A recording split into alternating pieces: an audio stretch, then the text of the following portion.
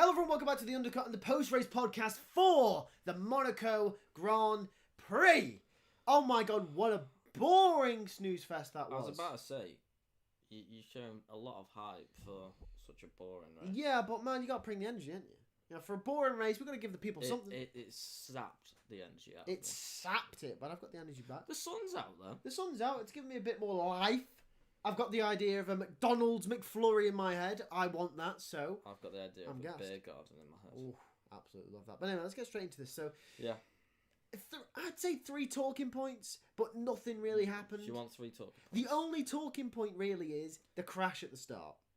And should Monaco be on the calendar? And should Monaco be on the calendar? First of all, let's start with the crash. And the Alpines. Let's start with the crash, right? So, lap 1 shenanigans. So, yeah. It's definitely Magnussen's fault. Magnussen should not be poking up the inside, and you'll see our distaste for him in the driver ratings, right?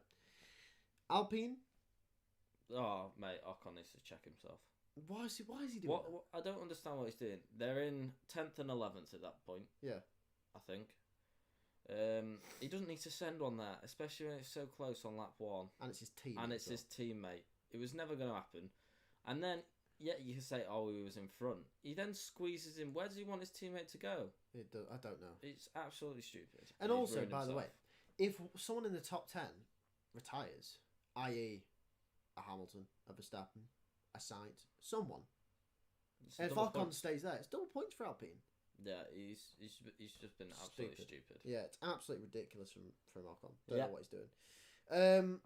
But yeah, with that, I think we go to the drive. Oh no, should Monaco be on the calendar?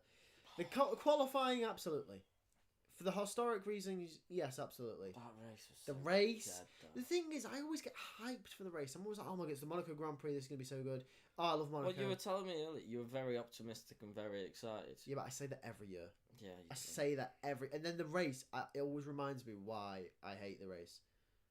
Every single year, I'm like, ugh. I mean, maybe if it was wet or interchangeable conditions, it might have been a bit more. The thing is, the Monaco Grand Prix is more than just... It's more... Than just a race. It's a motorsport event. It goes bigger than F1. Maybe since it's a motorsport event, maybe they just need to Google when rainy season is in Monaco and put the track then. Yep, good idea. Just Google that. Pitch that to the FIA. Or get those sprinklers that Bernie Ecclestone wanted a few years back. Yeah. Remember the track sprinklers to make it more interesting. Just give us something. Anyway, let's get into the driver ratings. The way this works, essentially, we rate each driver from 1 to 5, possibly even 0 on this occasion, depending on what we... Maybe even 0. Yeah. And we give our reasons. Sometimes we'll have differing opinions. Yeah. Obviously, 1 being the worst, 5 being the best. I don't think we're going to have very differing opinions this time. I don't think so either. This is going to be ridiculously quick. Yeah. Kevin Magnussen. 0. Do we need to say why? Not because he's thick. He's absolutely... Not only has he binned it off for himself and Perez, ruined it for his teammate. He's ruined it for his teammate as well. I can't be arsed with Magnussen no more. I've finished. And you know what? It was a decent qualifying from Magnussen as well. Wasn't bad. He was on pace. He was in Q2. In an illegal car. Yeah, but that's not our fault, though. It's not our fault. No, it's not, but still. Nico Hülkenberg.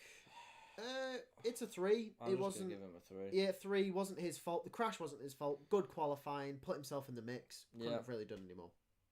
Perez, shit quali. Wasn't his fault race, but is that quali worth a 1? Yes. Yes, it is. I'll tell you why. So I can't give him more than a 1 because he didn't complete more than 4 corners. So the crash obviously isn't Perez's fault.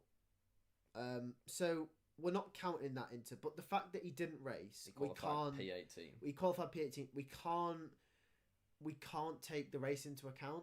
So it's like you're basing him off his qualifying. And bearing in mind, Monaco qualifying is more important. Anyway. Yeah. So. Yeah, we're done now. Next one. This is rapid. It is rapid. Esteban Ocon. Ocon, I'm giving him a 1 because he crashed with his teammate and his teammate out-qualified him getting Q3. He's fucked it. Yeah, he fucked it. He's completely fucked it. Almost for Gasly as well. Yeah. Zhou. 2. His teammate beat him all weekend. And the Sauber is just... shit. So slow. Yeah. So slow. And Sargent overtook him. Yeah. Logan Sargent. You know what? He beat Perez in quali. You know what? I'm going to be nice to Sargent this time. I'm just going to give him a 3. I'm going to give him a 3. That's the first 3 I've given all year. I'm just giving him because I think the overtakes that he did were good. Couple, yeah. He's one of the only drivers to overtaken anyone. He kept out of the wall, mostly. He out-qualified a Red Bull. Yeah. And considering how close the field was, he wasn't necessarily too far away from Albon. No. He was just unfortunate that everyone was so close. He did all right, didn't he? So he kept out of the wall. He kept out of the wall. Kept it clean. Fair play. Can't ask more from Sargent. Nope. Decent weekend. Lance Stroll. Now, it would have been a 3, but... Out-qualified Alonso. Yeah. Did put it in the wall with a mistake, but then he recovered quite well on the softs. Made a couple good overtakes, to be fair to him. Yeah, he did. But he did destroy Alonso in quali, really. I'm going to give him a 2, only because he binned it. Yeah. He could have, if anything... It's a harsh 2. I know he wouldn't have gotten points, but you've got to look at it like this. He should have beat his teammate still. If you got to look at it like this. If a safety car comes out, Stroll, if he doesn't bin it, is putting himself in contention for points. Yeah. Right? Definitely. Well, so, he was if the pit stops were made as well. Yeah, exactly. He was there. He was there. And then he binned it, so he took himself out of contention. Yeah. I know it's if, buts, and maybes, but you've got to look at it like that. Yeah. And Stroll took himself out of contention. So what's next? Valtteri Bottas. 3. It's a 3. It's once again, he was nowhere. Outdid his teammate on both quality. But had good pace. Had decent pace. Made a couple of good overtake. Had a very good overtake on thingy, wasn't it? Yeah. What's his name? Stroll. Was it Stroll? Yeah, he overtook Stroll, didn't he? Or was it Fernando? I don't know. Was it an Aston Martin? I think so. Was it not Sargent? It could have been Sargent. He overtook someone. Yeah, well, it was a good overtake. Yeah. Bottas. 3. Yeah, decent. Well done, Bottas. Daniel Ricciardo. It's a 3 for Ricciardo. For me, I just think obviously he just got stuck behind Fernando. He had good pace. Obviously he's been outdone by Yuki again, but he wasn't too far away from points.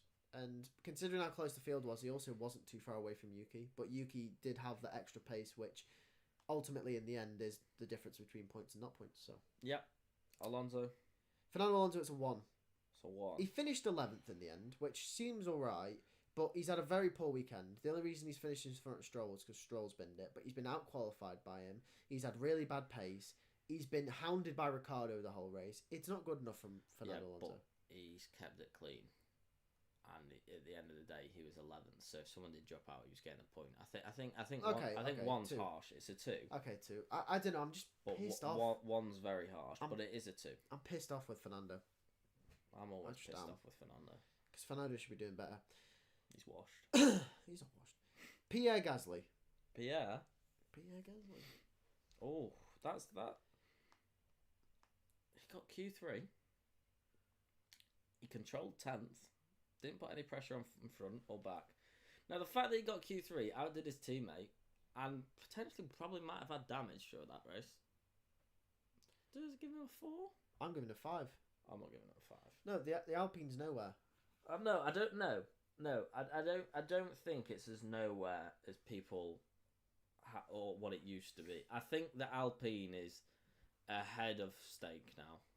It's thereabouts with Williams now. It's thereabouts with It's there. It's in the mix now. It is. Alpine are on pace with them lot now. It was shown in Imola. It was shown in Miami, and it's shown again in Monaco. They're back. They're on pace. They're not last. You're dwelling on the fact that the first 3 races this season, they were miles back. They're not anymore. Okay. They're in the pack. All right. They're on pace. Okay, fair enough. That's fair. They're not like last. They are literally ahead of stake in pace now, for sure. Alexander Albon. Oh. And now I'm gonna back up a 5 here. I'll back him 5. Because no. Okay. Got into Q3. How long-winded is this going? Considering we agree. Got into Q3. Yeah. Scored Williams' first points. Yeah. Outdid his teammate. Yeah. Outdid both Aston Martins. Yeah. Outdid the rest of the competition. Yeah. By Yuki. It's a 5. Good job. 5. And considering Williams aren't anywhere on the pace of RB, really. Yeah, but Monaco's an outlier, isn't it? But yeah. Yeah. It's a 5. Well done. 5. Yuki Tsunoda. I mean... See, I think if you give Albon a 5, you've got to give Yuki a 5. The thing is, I think RB are quicker. We are getting to the point where we expect this from Yuki now. Yeah, we do. But the fact that he's delivering on the expectations in quali and in the race every week now. In fact, actually, yeah, I'm going to give Yuki a 5. He couldn't go any further. The reason I'm going to give Yuki a 5 is because he is best of the rest. He's El Consistiente. He is. He's best of the rest. He deserves the 5. He's had a good yeah. He's had a good year so far. Very good year. Yeah, I've got 3 5s on there for Yuki, by the way. I've got quite a few, yeah. Lewis Hamilton. 3. It's a 3. He's consistent. Obviously, it's Monaco, so he's been outdone by George, but there's nothing more he could do. And George had the upgrades as well. So yeah. Max Verstappen. It's a 3 race, 3. but it was a 2 quali because he made a mistake. He did. It put him out of contention, which he could have possibly got podium this weekend. And at the end of the day, that's what's left him behind George here. Yep. So it's a 2 because it's ruined his race being down in 6th. You make a good that point. Mistake has made him 6th. If he hadn't made that mistake, he's up in the top lot battling with them 4. Yeah, fair enough. I'm conceding a lot to you here, but you're making good points. He's ruined it himself. Yeah, that's true. And we've got to remember, qualifying is more important. Yeah. George, 4. Yeah, he's had a very good race. He held on to the mediums very well, I must admit. And he had a good quality, put himself in the position where he needed to be during the race. Didn't have the pace with the front 4, but he got a 4 and he held on the mediums. Yeah, he's put himself in a position where... Couldn't ask for any more, and it was good. Well done. Norris. Lando Norris? 3. Yeah, he's been beaten by his teammate, but he's there. He's been there. If someone dropped out of the front 3... It wasn't like he was miles behind his teammate either. He was less than 2 seconds. Yeah, exactly. Norris has had a very good race. Yeah. Sainz, 3. Carlos Sainz, it's 3, yeah. Outdone by his teammate, but still there. Still there. Piastri, could you argue a 4 because he beat Norris? He's beat Norris. He's had a good race. He's had a good weekend. He's out-qualified him. Kept Charles in check for most of it until the end when his tyres went off. His tyres absolutely just fell off at the end. And yeah, but he's a good. But I think Piastri has come. We're just staying on Piastri a second. Piastri's come. Stay on Piastri. Piastri's come very far now. I think since Miami. Since Miami, he was obviously. He had that issue where he'd use up too much of his tyres. He had problems. Japan and China. Yeah, Japan and China. And I think there's still a hint of that. His tyres fell off a lot towards the end. We saw it at the end of Monaco, yeah.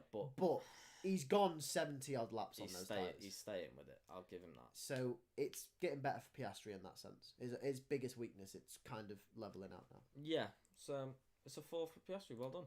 And it's a 4 for Charles. What? 4? Yeah. He's got pole and won the race. No, I know. And led every lap. No, I know. And done 75 laps on hard tyres. I know. And he's won the race. I know. And he's got pole. I know. He couldn't do any more. It's a 5.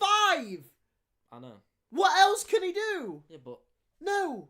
From Friday morning, he's done the outcome that I expected from Friday morning today. Yeah, but... We've given Verstappen 5s for doing this, even though Verstappen won every single race last year, bar 3. I know, and I gave him 5. I've been telling you, I give Verstappen 4s. No, you've been giving him 5s though. Yeah, that's because you taught me around, which you're probably doing now as well. But I would happily give Verstappen 4s.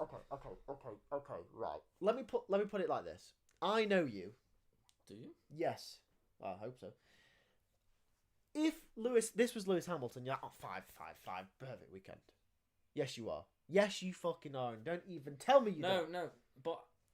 No, because if I went back to Lewis dominance, and Lewis was fastest in FP2 and 3, second fastest in FP1, was 6/10 clear at times during free practice, you could see the pole coming. He's done it. You could see the win coming because he's got pole and no one can fucking overtake in Monaco. He's done it. It's what it is. Yeah, but it's Monaco as well. Yeah, but can I also stress this? You can stress whatever you want. You just made a very crucial error in your assessment. I really don't care. You said Lewis dominance. Back in Lewis's dominance. Yeah. Which dominance reign are we in right now? Max. Has Charles just won the race and outqualified him and got pole? I know. It's a 5. I know. What else does a man do? I know, but from Friday, did it look like Max was winning at all? No. So it didn't even look like anywhere near a Max dominance this weekend. So as a year as a whole of last season anyway, it was Max dominance. I mean, this season it's not been Max dominance apart from the first 3 races. No, not really. So nah, man. I'm sorry. As long as if you've got pole and won the race, it's an automatic 5. You can't say it's anything other. Like, yeah, sure. If you I can see why pole win race automatic 5. It's got to be. The only thing that's tainted for me is as long as you keep it clean and there's no engine problems. If you put it on pole in Monaco, you've won the race. Yeah. So, but isn't that why we gave other drivers a slightly lower score if they did poorly in qualifying? Because we're like, well, we've got to consider the offset because of the qualifying. They know they can't overtake in the race. Yeah. So we've got to give them a lower score. Yeah. Because that mistake is like Max. Maybe, you say the qualifying's more important. Max has made the mistake. Yeah. He could have been up the front. It's a 2. Okay then. Charles didn't make a mistake. Charles didn't make a mistake. Charles has put it on pole. He's guaranteed himself the win. It's a very good weekend. 5. It's a very good weekend. But my mindset was, right, after FP1, I knew Charles was winning this race barring any disaster. So mine was just like, all right, this is an expectation. So is it? It's the fact that he's done exactly as I expected. Like, now tell me, now if he'd started P2 or P3 and won the race, it's a 5. But he's literally just done exactly as I expected. Did Albon start 9th? Yes. Did he finish 9th? Yes. Did he not overtake Yuki? Yes, Give him a 5. But there you go then. But the qualifying, his teammates qualified 17th. Albon's qualified 9th. That's a difference. Carlos is qualified 3rd. Charles qualified 1st. Yeah, about 4 tenths in front. Carlos got a 3. Exactly. So there we go. Carlos got a 3. Charles got a 4. It's the same situation. Lando's got a 3. Piastri's got a 4. Did Charles have a perfect weekend? No. You've just said he's did everything that you expect him to. Yeah, he did everything I expected. Did he have a perfect weekend? By definition, no, because he didn't get fastest lap and he didn't get top of FP1 either. Don't be pedantic.